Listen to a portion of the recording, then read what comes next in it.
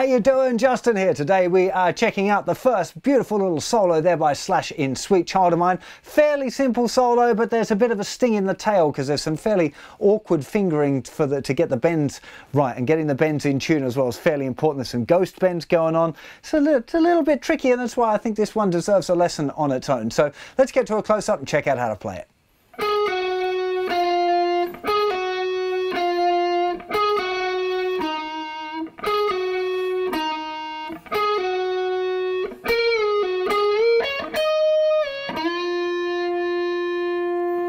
Okay, so one step at a time. We're starting here with the third finger in the 14th fret of the third string, and that is going to flick off to the first finger in the 12th fret on the third string, and then we move it back one fret to the 11th fret and play that note again. So the count is 2, 3, 4, and 1, 2, and 3, 4, and 1, 2, and 3, 4. Then same thing,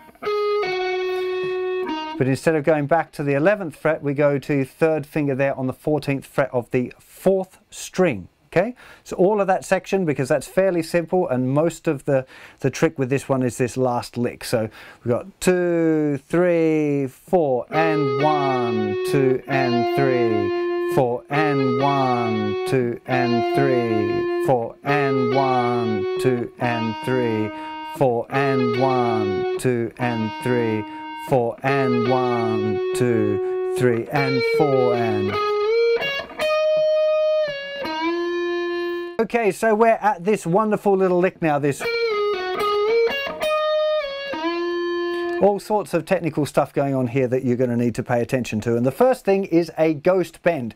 So this first note, okay, it's a bend two frets higher, okay, it's sounding like this, but you've got to judge how far to bend without playing, and then release it. So you bend it up and relax. Okay, now for many people you're going to have to spend a bit of time getting the bend in tune first of all, so just try and sort of see and feel how far that bend is, and then see if you can, and then check it, and then bend it a little too far, there we go, check it, then oh, it's too low, there we go. Okay, so see if you can practice how far you're going to have to do that bend. Now, one of the things that this Slash is so brilliant at is judging these to perfection. He always seems to exactly nail them, right? So that's one of those things that the first thing you want to deal with. The technique you're going to need is judging how far to do that bend. And it's one of the reasons I'm doing these lessons in E-flat tuning, is because when I've been practicing it along with the original recording myself, I've got used to how the string tension feels to get the right amount of bend to relax it. You know, I still don't get it right every time. Most people probably don't. Maybe Slash, well, probably Slash does, but most humans don't, you know.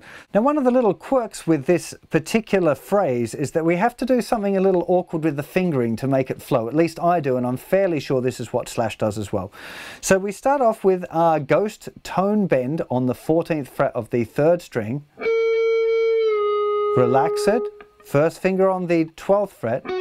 Now the next note is a bend here on the 14th fret of the third string, a tone bend. And I recommend that you use your second finger for that. And I know I normally recommend that the third finger is supported by the two fingers behind and all of that, and getting your pivot right. But in E-flat tuning, this particular bend shouldn't be too difficult to do with the one finger, just the second finger. Okay, so see if you can get that tone bend first of all. So we've got the ghost, release, first finger, second finger, tone bend, then third finger on the 15th fret of the second string, and as soon as you've played that note, first and second fingers are going to join onto the join behind, that is, the third finger on the 15th fret of the second string, and you're doing another tone ghost bend, release. Okay, let's just get that bit so far. So 14th fret, tone bend, release on the third string, first finger, plays the 12th fret, second finger does a tone bend, third finger plays the 15th fret on the second string, then a tone and release, a tone ghost bend and release, and then it doesn't even finish there. Now we've got a tone bend with the second finger on the 14th fret of the 4th string. So it's really a study on in-tune bending this. It's not an easy lick at all. Okay, so don't be disappointed if you find this a bit tricky. I think most guitar players are going to find this at least a little awkward.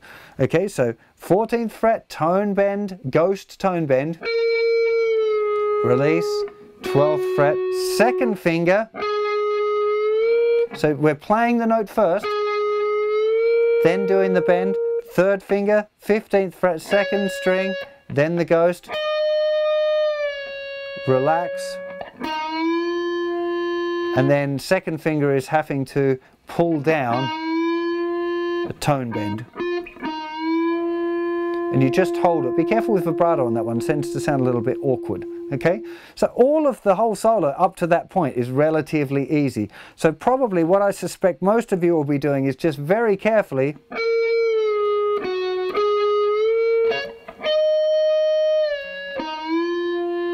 just practicing that one lick over and over.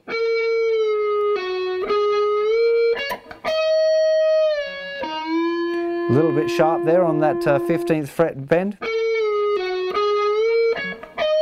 That's better. So just really trying to get yourself in tune. Just checking.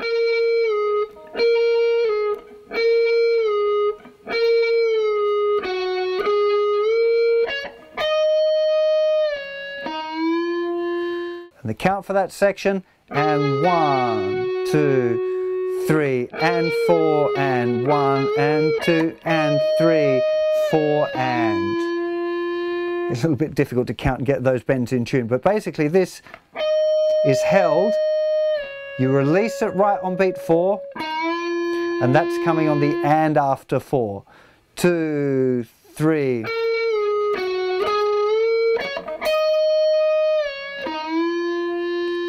Okay, again, that's the bit that you're going to practice. You really want to make sure that you're keeping things nice and tidy without too many strings ringing out. So palm of the picking hand should be resting on all of those thicker strings. Underneath of the first finger is going to be muting those thinner strings all through this section.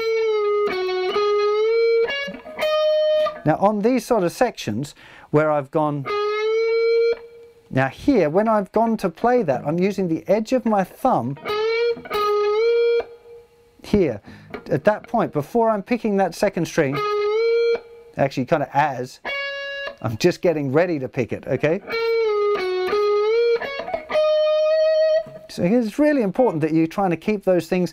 Notice when you're playing if there's an extra note that's ringing out somewhere, an open string ringing out, and then try and figure out how to fix it. There's not really a substitute for it. To try and explain in detail, because sometimes my fingers are touching the strings here as well, so they're curled up, you can't really see them, but they're touching on the strings there to keep them quiet. But to try and explain all of those minutiae would be just, it'd be painful for me and it'd be painful for you. Much better off listen to what you're doing and see if you can spot a problem and then fix the problem. And if you keep fixing the problems, you'll make all sorts of technical advances in your playing that'll help keep everything sorted. Just one final play through the whole thing, nice and slow now. 2, 3, 4, and 1, 2, and 3, 4, and 1, 2, and 3, 4, and 1, 2, and 3, 4, and 1, 2, and 3, 4, and 1, 2, 3, and 4, and 1, and 2, and 3, 4, and 2, 3, 4, 1. So please don't forget to spend a good deal of time listening to the original recording and trying to play along with it. You know, get some sort of transcribing software up so you can repeat just the section that you're working on. Give it a good listen a few times before you start practice as well. Try and notice things like how much vibrato is in what notes, because one of the interesting things about these solos is there's not a lot of vibrato. So listen out for that, because the lack of vibrato is part of the character. You know, these things like particularly the ghost bends, these are a real Slash kind of trademark thing, and they're quite difficult to do accurately. You know, it's something that I still work on, and depending on the guitar that I'm playing, I have to kind of refigure it out. So that's, you know, the reason again for the lessons in E flat tuning, which if you don't know how to do E flat tuning as well, of course there's a lesson on that on the site as well. But the reason I stayed in E flat tuning rather than going up to normal is because trying to get all of those bends right in normal tuning would suddenly feel all different. Or if I tried to do it on a different guitar, I'd have to kind of refigure it out. And you know, I've been doing this guitar thing for a little while, so it's fairly quick to figure it out usually. But you know, it still takes a little bit of time, so don't be surprised if those kind of things happen to you as well. Remember, there's notes about the sounds and the settings that I'm using to get the sounds over on the website as well.